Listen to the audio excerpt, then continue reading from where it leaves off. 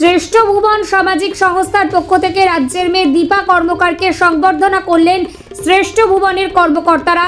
সভাপতি বিপ্লব কান্তি ভৌমিক জানান,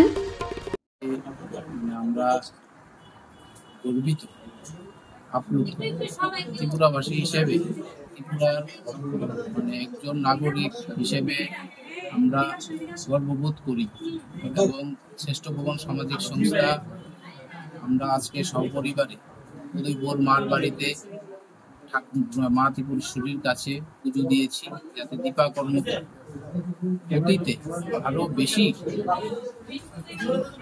শক্তি নিয়ে আরো মেডেল অর্জন করতে পারে দেশের জন্য, রাজ্যের জন্য।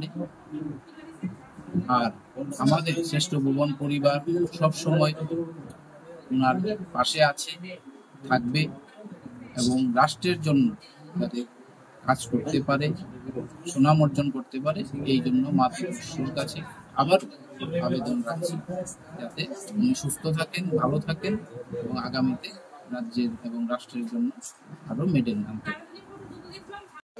শ্রেষ্ঠ ভুবন সংস্থাকে অসংখ্য ধন্যবাদ জানাই। যেভাবে ওনারা সমাজের প্রতি কাজ করছে, যেভাবে বাচ্চাদের সাথে কাজ করছে, সত্যি অতুলনীয়।